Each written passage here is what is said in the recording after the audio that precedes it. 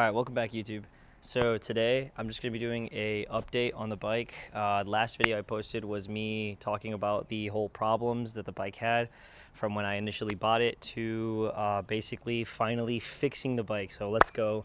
Huge shout out to everybody that helped, all of the companies that helped out with parts, helping me find parts, delivering them on time. Shout out to every single one of those companies. Now there is a lot that I have done to the bike since it was last running. So today what we're going to be doing is just basically going over everything that I've done while doing some quick maintenance. We're going to be cleaning the chain, cleaning the whole rear sprocket, because I do have some more goodies that are on their way and I want the bike to basically be ready. But yeah, let's go ahead and get started right away. If you guys watched the last video, I explained everything that was going on with the bike. Basically, quick summary is under throttle, under full load, the bike would bog out, would do something weird.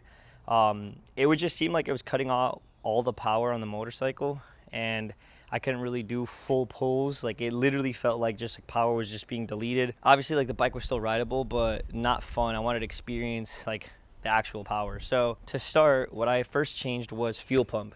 Then fuel pump did not fix my issue. Boo. Then next I moved to map sensors. I swapped all 4 map sensors. Map sensors also didn't fix the issue. So after map sensors, I was pretty stuck on what to do. I ended up going with spark plugs. And when I changed the spark plugs, thank the Lord, it fixed my issue. The bike ran fine. I'll show you guys a little clip right here of everything that I had to do in order to take those spark plugs out. All right, update. So I was watching YouTube. I saw a lot of people go this way, take out the whole air box, take out the velocity stacks, everything. Didn't really want to deal with that, so I went the route of removing the radiator, just upper radiator. So it's not too bad. Basically all of those bolts to move it, a bunch of hoses and clips, and then it just pops off just because the cylinders are right here. I mean, the spark plugs are right there. It also has this brace, bolts onto both sides. But yes, we're basically here. Take off these 2. We already got the rears done. I haven't installed them yet, but hey, we should be done in the next hour or 2, putting everything back together. Maybe 3 hours, 2 hours, I say. And then test ride, and hopefully it's back and running. Yeah, so basically had to take all of the fairings off. Like, basically the whole front was off besides obviously the tail and the nose fairing. And we had to remove all 4 spark plugs. When I took out the spark plugs were fried.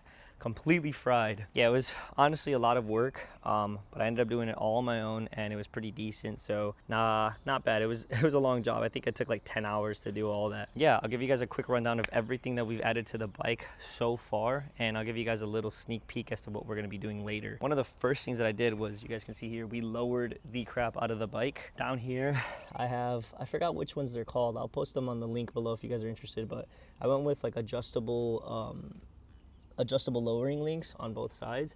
So we lowered the bike about 2.5 inches in the front and 2.5 inches in the back. With that, I had to cut my kickstand in the meantime that this one got here. So this is an Alif Performance kickstand, and even now it's still a little too low. I'm gonna have to definitely raise the back a little bit just so that way this thing could be perfect, because if not, like, the bike sits really straight up. After the Alif Performance kickstand, we got the Ducati by Rizoma fuel cap, which I think is a nice subtle little detail. I really like how it looks. Literally just got these in yesterday and popped them in. It's the Gillies or Gills, I don't know how you pronounce it, tooling rear sets, the Mewtwo or something like that. I really like how these look. They're adjustable with this piece going back and forth, also rotating up and down, as well as the toe peg being able to rotate 360 degrees to either make it shorter, taller, higher, however you want. I already configured them to my liking and install them, as you can see, and I think that it's like a huge addition to the bike. It's something small, but something that if you're into bikes, you will definitely notice. I also did a Bren tune on the motorcycle. So this air filter was probably way past due repair. I'm pretty sure this is the one that was like OEM that came with the bike. So I went with a Sprint filter. Again, I'll put that in the link in the description below if you're looking to get one. Holy shit, that's a big ass roly-poly. Look at his ass. Let's get you out of the shop, bruh. Come on. Go into the sand or the grass. But this Sprint filter is just like super like clogged, super restrictive, so I went with a sprint filter, and then I did a BT Moto Brent Tuning stage 1 tune. I'm not necessarily looking to do stage 2. I think that the velocity stacks and all the extra power and the extra RPM is just like something I personally don't need. I think that this right now is at a good place for me. I enjoy it so much, so I think I'm gonna be staying stage 1 until further notice. I am gonna be doing like an official review of how the bike actually feels with the Brent tuning and with it riding like complete, because I mean, again, like when I tell you that since I've owned this bike, I've probably put less than 100 miles. I am not lying. Like, this bike has less than 100 miles put on by myself. So yeah, I'm gonna basically finish cleaning this up.